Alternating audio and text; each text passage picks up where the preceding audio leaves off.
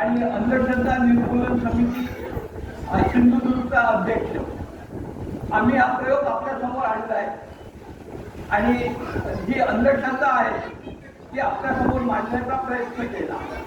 महत्वाची ही गोष्ट आहे की जो आमच्यावर कायम दोष ठेवला जातो की तुम्ही देवा धर्माला विरोध करता, आम्ही अंधश्रद्धा निर्मूलनचे लोक देवा धर्माला विरोध करत नाही, तर देवा धर्माच्या मध्ये जी दुवाबाजी आहे त्याला आमचा विरोध आहे.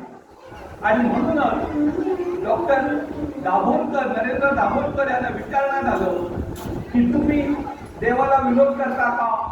नरेंद्र दाभोलकर म्हणाले मी देवाला विरोध करत नाही, कारण भारताच्या राज्यघटनेने देव मानण्याचा अधिकार तुम्हाला दिलेला आहे. जर देव मानण्याचा अधिकार तुम्हाला दिलेला आहे तर देवाला विरोध करणारा मी कोण? हे उत्तर आहे डॉक्टर नरेंद्र दाभोलकरांनी. परंतु पुढे डॉक्टर असं म्हणतात तुमच्या मनातला देव वेगळा आहे आणि माझा देव वेगळा आहे.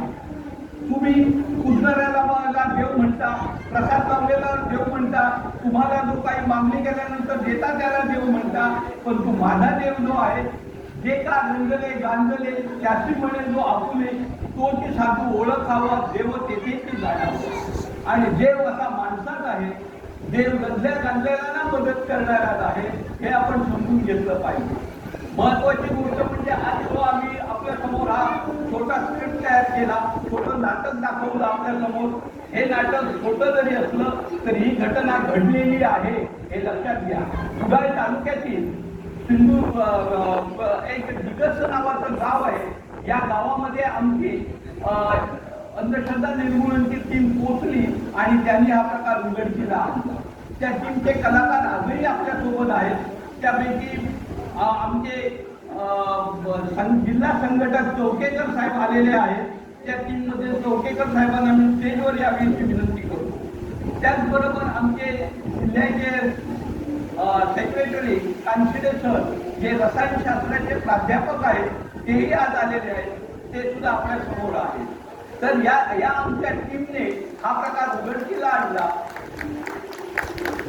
आपल्याला सांगायला आनंद होतोय की या प्रकारानंतर सिंधुदुर्ग जिल्ह्याचे सातत्याने 5 गुहा आम्ही उघडकीला आणले आणि 5 प्रकरणं उघडकीला. अगदी कालपर्यंत आम्ही हे काम करत होतो.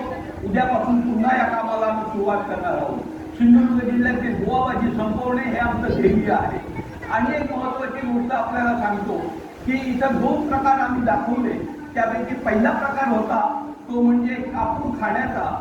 तर कापूर खाऊन दाखवण्याचा प्रकार या आमच्या सेक्रेटरी साहेबांनी केला. एक लक्षात घ्या, कापूर ज्यावेळी आपण हातात घेतो त्यावेळी तो कापूर आपल्या हातात काही काळ उष्णता सहन करून राहू शकतो, परंतु ज्यावेळी आपण तो तोंडात टाकतो त्यावेळी ऑक्सिजन संपलेला असतो आणि त्यामुळे कापूर विसरतो.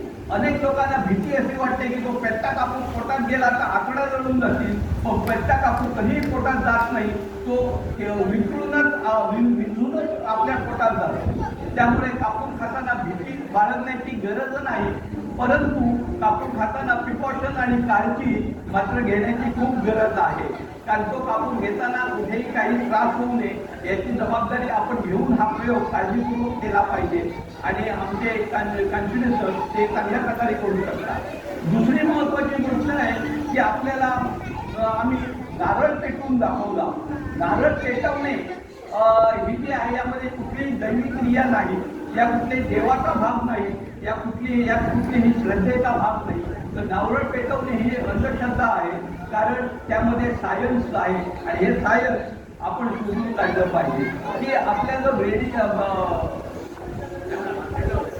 आपला जो सोडियम असतो तो सोडियम पाण्यामध्ये पेटतो आणि सोडियम ज्यावेळी पाण्यामध्ये पेटतो त्यावेळी तो सोडियम बऱ्याच वेळा पाण्यात पेटतो म्हणून तो रॉकेलमध्ये ठेवला जातो आणि सोडियम रॉकेलमध्ये राहतो. पण तो सोडियम आणि पाणी किंवा सोडियम आणि ऑक्सिजन यांचा ज्यावेळी संयोग होतो त्यावेळी सोडियम पेट घेतो.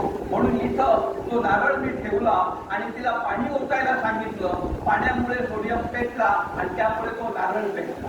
त्यामुळे हे सांगणं तुम्हाला भाग आहे, नाहीतर आम्ही सुद्धा अंधश्रद्धेचा भाग होऊ शकतो. म्हणून हे गोष्टी आपल्याकडे स्पष्ट केल्या. तर मित्रांनो, आपल्याला फक्त एका मिनिटात एक गोष्ट सांगायची आहे की अशा प्रकारे आम्ही बुवाबाजीच्या विरोधात आहोत, परंतु आज या बुवाबाजी केवळ आमची ताकद ही पुरेशी नाही आहे. आपण सगळ्यांची ताकद एकवटली पाहिजे. आपण सगळ्यांनी प्रथम एक ठरवलं पाहिजे की मी बुवाबाजी करणार नाही, मी कुठल्याही देवीकडे जाणार नाही आणि मी कुठल्याही बुवाला साथ देणार नाही. हे आपण सर्वांनी ठरवलं पाहिजे. ही सांगण्याची गरज एवढ्यासाठीच आहे की आज संपूर्ण भारत देश, आज संपूर्ण भारत देश, महाराष्ट्र नव्हे तर ज्या बुवाकडे जात होता त्या बुवाला आता अटक केलेली आहे. परंतु त्या बुवाने आमच्या नेत्यांना आपलं मूत्र, आपलं मूत 1,00,000 रुपये बाटली, या बाटलीच्या दरात त्याने आपलं मूत विकलेलं आहे आणि आमच्या नेत्यांनी ते मूत खाल्लेलं आहे.